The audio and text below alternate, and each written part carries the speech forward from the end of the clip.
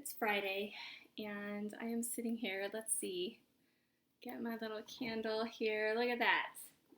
I have a big old set of lights over there. That's three candles lit together that look like some sort of crazy torch over there in the corner. Um, but it is, it's reflective time for me. My kids are now with their dad for the next week. These nights for me are always just a little bit, just kind of maybe the tiniest bit melancholy, but also kind of sweet. And the melancholy because, now I'll have a week to focus on the things that I need to focus on. They'll have, that solid quality time with their father who loves them so much. And, we'll go into the weekend, as bizarre as this weekend is, with clear hearts. So, here we are. The thing that's on my mind is I just have a sense of love and compassion right now. We're all in such a crisis at this point. It's so surreal. We don't know how to handle these really strange, disturbing times that we're in. When we look for reassurance, we don't see it in our leaders, and we're finding it in each other over and over again. And I've been so grateful to the people in my life. So many times I have noted in these videos, but in my journals, and in my thoughts and my meditations, how grateful I am to have a web of love in my life from very diverse sources. And I'm so grateful for them. And right now, my love and compassion sincerely goes out to everybody struggling right now with this illness, this virus that's scaring us all so much, and that is starting to really live up to some of the alarming predictions that have gone out there. We're all struggling to make sense of this right now. Specifically, though, my love and compassion right now goes out to two of my friends in particular. One of my dear friends just said today that she has a fever. And right now, that's the kind of thing that sparks fear and dread in all of us. And I was around this friend not terribly long ago. And her first response to me was, "I'm sorry." And my response to her was, "I love you." I just want to wrap my love and compassion around this friend. She is a single mother. She's a badass woman. She's funny. She's strong. She's awesome. And I know tonight she's got a lot of worries on her mind, and I can't take those away from her. Just like we've learned, and we among those who tend to be a little codependent, we've learned in our hard work that we can't take people's pain away from them. We can't solve other people's problems for them as much as we want to. We can't do that. But we can love. We can offer our help. We can offer our support. And that's where my heart is right now for that friend. Also, I have another friend who's another badass woman who has inspired me in so many ways, particularly the last 3 or 4 years. I've really gotten to know this woman deep down, and I respect her, and I love her. And she is going through a crisis tonight that is not of her making at all. And that is kind of demonstrative of some of the lackings of the people in her life. Their lack of protection for her, their lack of wraparound for her that have nothing to do with this virus. In a way, if it had something to do with the virus, at least it would come and go. But unfortunately, this is a situation that my other beloved friend is going to have to keep dealing with. And, I know this friend to have, she and I share some core wounds, and we know each other deeply. And the kind of thing she's dealing with right now is just not okay. She doesn't deserve it. And I know what it's going to do is going to spark some of that in her. And I can't take that pain away from her either. But I can tell her that I love her and I'm here for her, and remind her of her really long list of strengths and all the people who, like me, really see her as a special person. So those are my thoughts tonight. I'm thinking of the community. I'm thinking of my little community of people who I love.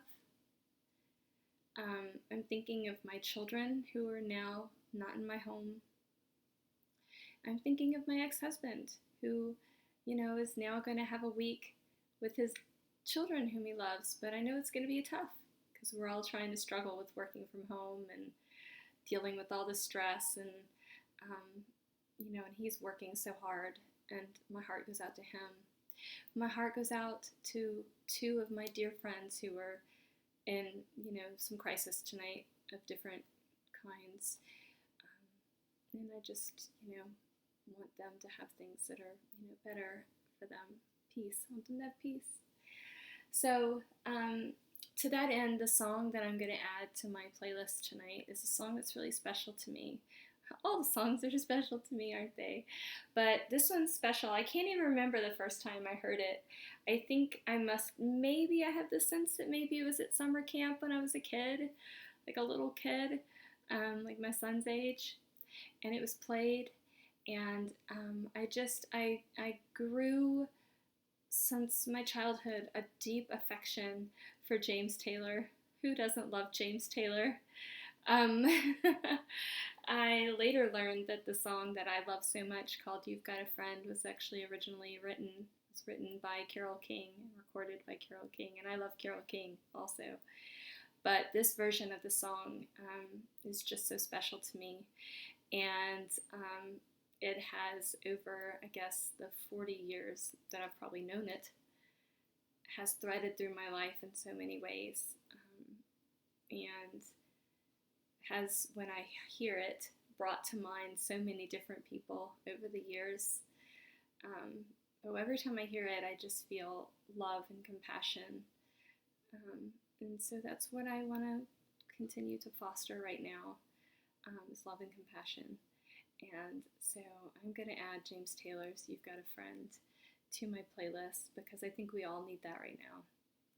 And we're all being friends to each other. I see it every day as this crisis unfolds, how we're supporting each other. But specifically, I'm sending this out to a couple of people in my world who I really want to support. And I think, for the next week or so, I'm really just going to focus on breathing. This virus that's going around is a respiratory virus. It attacks the lungs, and the lungs are our source of life. I could go on and on about all the poetry that's written about our lungs, and but it's just such a simple but critically important part of our bodies, and it's one of those involuntary what's the word I'm looking for, behaviors in our body that happens without us thinking about it. However, it is one of those things that we have some control over at the same time. If we stop thinking about it, we're going to keep breathing. But we can bring consciousness to our breath and harness the power of our breath to make us feel relaxed, to make us feel strong, to make us feel cleansed. And so, I think over the next week I might just do some different breathing exercises. They're not rocket science, not at all, by any stretch. And tonight, what I'm going to do is literally simply breathe, but with intention. Um, I remember when my father was in the hospital after his surgery. He's deceased now. I loved my father very much. And he had a really drastic, major surgery when they discovered that he had cancer in his bile ducts. And that surgery was just dramatic in his torso, his guts. And I remember he was so frail after that surgery, and one of the things that they required that he do was breathe in a little machine that had like a little level in it, almost like you see when carpenters use, but flipped the other way, so vertical, that had a ball in the middle, and you were trying to breathe hard enough to keep that ball up into this little area. So you're trying to build the strength of your breath to keep you from getting pneumonia after surgery when you're laying on your back for long periods of time. That can breed pneumonia. And I remember seeing my father struggle with that, and my father was a strong, strapping man who I looked up to with great reverence. And to see him struggling with that little breathing tube to try to get that little ball where it's supposed to be was really remarkable to me. And, we do have some degree of control over helping our breathing get better. And so tonight I'm just going to sit, and I'm letting it a soft belly it. I am literally just going to do some deep breathing. And I'm going to do this as if somebody's sitting with me in my office. So what I'm going to do for this little very basic deep breathing exercise is I'm just going to sit with my feet grounded. I'm going to rest my hands in my lap. Kind of rest mine on my knees. That's where I like to have them. And I'm going to sit up straight. And I'm just going to kind of move my torso just to feel a little bit relaxed here. And right now I'm allergic to a lot of the things that are going on in the air right now in the city. There's lots of things blooming and dropping seeds, and it's a little crazy. So I'm wheezing a little. I find myself wheezing a little right now because that's an old allergy. So it's important that I breathe. And so I'm just going to sit up straight. I'm going to close my eyes, although I'm not going to do this if I'm sitting in front of this camera. I'm going to inhale through my nose and exhale through my mouth. Inhale through my nose. Exhale through my mouth. My goal in this one little exercise is just to bring the air to the bottom of my lungs.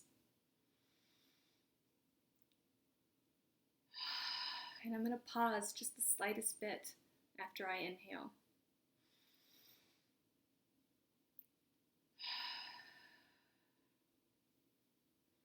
Tonight, I just want to feel the power of my lungs. I want to feel how deep I can bring air into my lungs. I want to just challenge myself with each breath. That's all I'm doing.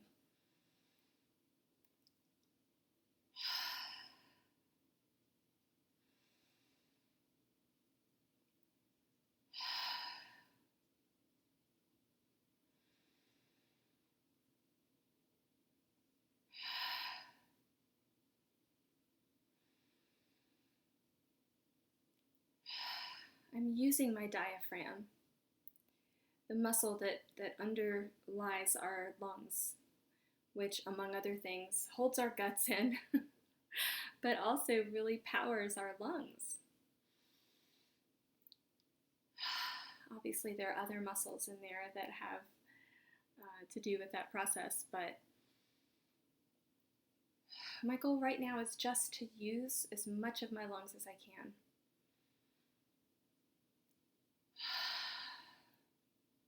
On both the inhale and the exhale. I want to fill them.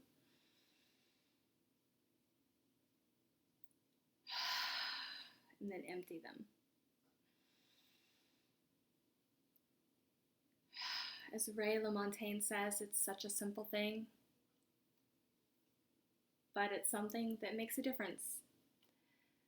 And when we're going about our day filled with tension and worry and sometimes fear, like a lot of us are right now, just focusing on our breath and the power that we have in our lungs can just be exactly what, dare I say, the doctor ordered right here, right now. Those are my thoughts.